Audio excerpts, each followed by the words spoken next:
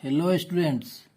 आज के इस वीडियो में हम लोग विद्युत धारा के ऊष्मीय प्रभाव को समझने का प्रयास करेंगे। विद्युत धारा के ऊष्मीय प्रभाव को समझने के लिए आइए हम लोग एक डायग्राम ड्रॉ करते हैं और समझने का प्रयास करते हैं कि विद्युत धारा के ऊष्मीय प्रभाव का क्या मतलब होता है। इसको समझने के लिए हमने यहाँ पर एक बैटरी लिया है और आप जानते हैं कि बैटरी के अंदर कुछ केमिकल्स होते हैं और केमिकल के कारण बैटरी के अंदर जो केमिकल होते हैं उस केमिकल के कारण बैटरी के अंदर केमिकल रिएक्शंस होते हैं, मतलब रासायनिक अभिक्रिया होती है। और जब बैटरी के अंदर रासायनिक अभिक्रिया होती है तो बैटरी के अंदर होने वाले रासायनिक अभिक्रिया के फलस्वरूप बैटरी का जो दोनों सिरा है, यह सिरा और यह सिरा, इन दोनों सिरों के बीच पोटेंशियल डिफरेंस उत्पन्न हो जाता है, मतलब दोनों सिरों के बीच विभवांतर उत्पन्न हो जाता है। बैटरी का यह सिरा पॉजिटिव टर्मिनल है, पॉजिटिव टर्मिनल उच्च विभव पर होता है और नेगेटिव टर्मिनल निम्न विभव पर होता है। इन सब बातों की चर्चा हमने पिछले वीडियो में कर दी है। इसे समझने के लिए आप पिछला वीडियो देख सकते हैं। जैसे ही बैटरी के दोनों सिरों पर पोटेंशियल डिफरेंस उत्पन्न होता है और जब हम बैटरी को वायर से जोड़ते हैं, एक वायर से हम बैटरी को यहाँ जोड़ रहे हैं, बैटरी को जब हम वायर से जोड़ते हैं तो आप जानते हैं कि वायर में, किसी भी मेटल वायर में, किसी भी कंडक्टर में फ्री इलेक्ट्रॉन्स होता है। यहाँ वायर को हम थोड़ा मोटा बना रहे हैं ताकि यहाँ के प्रोसेस को आप समझ सकें।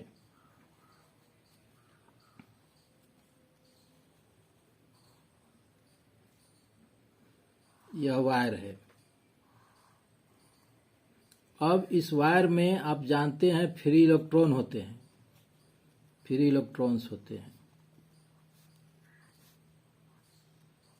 जैसे ही आप बैटरी को वायर से जोड़ते हैं वैसे ही यह बैटरी, यह वायर में जो फ्री इलेक्ट्रॉन्स होते हैं वे फ्री इलेक्ट्रॉन्स बैटरी के ऋण ध्रुव से धन ध्रुव की तरफ फ्लो करने लगते हैं, गमन करने लगते हैं। लेकिन इसका जो फ्लो होता है यह फ्लो निर्बाध रूप से नहीं होता है, मतलब इसके फ्लो में कुछ बाधा उत्पन्न होता है। और यह बाधा किसके कारण उत्पन्न होता है, आइए इसको समझते हैं। तो यहाँ पर हमने देखा कि बैटरी में केमिकल हैं, केमिकल के कारण केमिकल रिएक्शंस हुए हैं, केमिकल रिएक्शंस के कारण बैटरी के दोनों टर्मिनल पर पोटेंशियल डिफरेंस उत्पन्न हुआ और पोटेंशियल डिफरेंस के कारण इलेक्ट्रॉन का फ्लो होने लगा, इलेक्ट्रॉन का प्रवाह होने लगा, इलेक्ट्रॉन का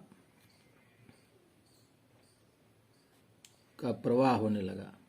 लेकिन इस इलेक्ट्रॉन का जो प्रवाह होता है वह प्रवाह फ्री नहीं होता है।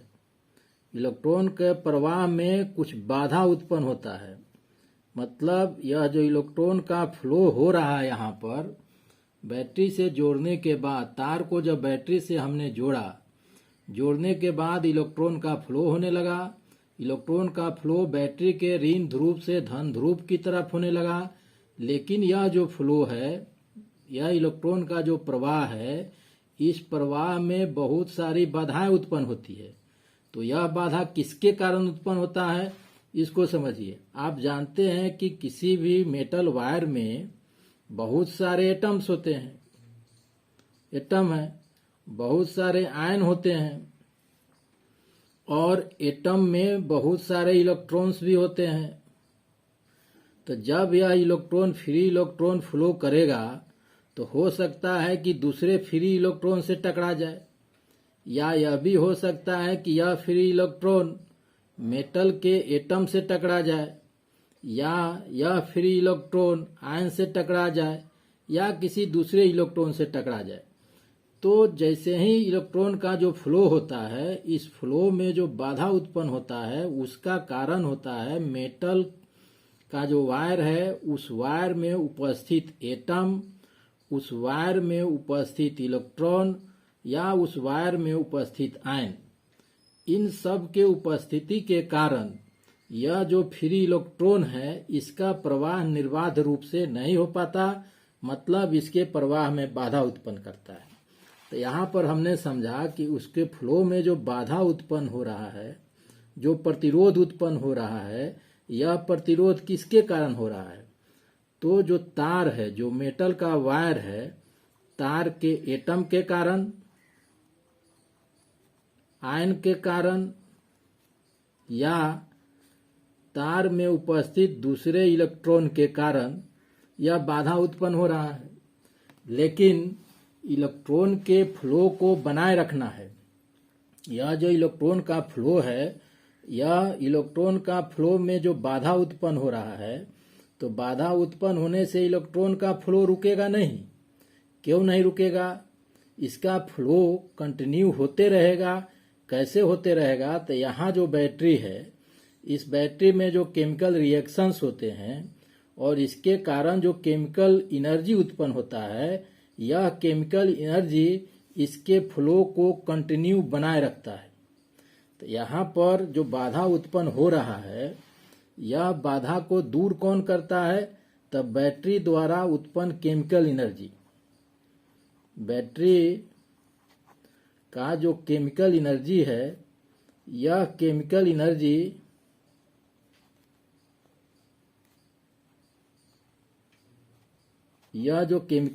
है, यह केमिकल एनर्जी इसके फ्लो को बनाए रखता है और इसका फ्लो, फ्री इलेक्ट्रॉन का फ्लो कंटिन्यू होते रहता है। तो इस केमिकल एनर्जी के कारण इलेक्ट्रॉन का फ्लो फ्री होते रहता है। इसी को कहते हैं हम इलेक्ट्रिक करंट। मतलब इलेक्ट्रॉन का फ्लो इलेक्ट्रिक करंट कहलाता है, इलेक्ट्रिक करंट। लेकिन यहाँ पर देखिए, यहाँ पर इलेक्ट्रॉन के फ्लो को कंटिन्यू बनाए रखने के लिए बैटरी को एनर्जी सप्लाई करना पड़ता है। अब इसका फ्लो जब कंटिन्यू होते रहता है, इस क्रम में बार बार यह दूसरे इलेक्ट्रॉन से, दूसरे एटम से, दूसरे आयन से टकराते रहता है और टकराने के कारण इसमें फ्रिक्शन होता है, घर्षण होता है और इस टक्कर के कारण हीट जनरेट हो जाता है। और यह जो हीट जनरेट होता है, यही ऊष्मा तार को धीरे धीरे धीरे धीरे गर्म करने लगता है और यही जो प्रभाव हुआ, ऊष्मा जो उत्पन्न हुआ, इसी ऊष्मा को हम कहते हैं विद्युत धारा का ऊष्मीय प्रभाव। आइए इसको यहाँ एक बार देखते हैं।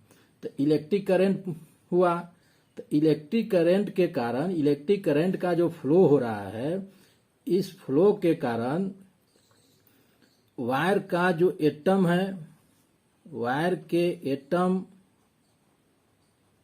आयन और दूसरे इलेक्ट्रॉन से फ्री इलेक्ट्रॉन का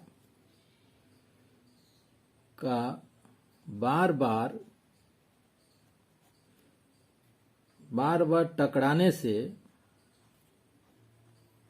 टकराने से हीट जनरेट हो जाता है, हीट उत्पन्न हो जाता है,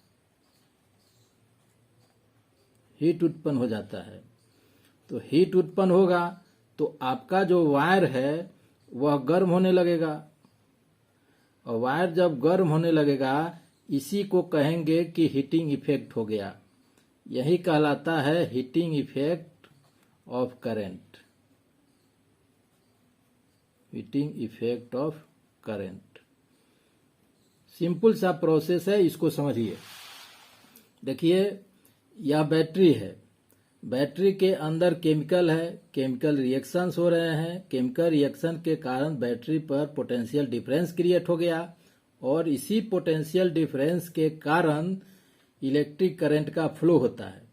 जैसे ही पोटेंशियल डिफरेंस क्रिएट होता है और हम इसको जब वायर से जोड़ देते हैं तो इलेक्ट्रॉन का फ्लो होने लगता है। चूंकि मेटल के वायर में फ्री इलेक्ट्रॉन्स होते हैं और फ्री इलेक्ट्रॉन का जब फ्लो होने लगेगा तो यह फ्लो निर्बाध रूप से नहीं होगा। यह इलेक्ट्रॉन मेटल के दूसरे इलेक्ट्रॉन से, मेटल के एटम से, मेटल के आयन से टकराएगा और इस टक्कर के कारण हीट जनरेट उत्पन्न होगा,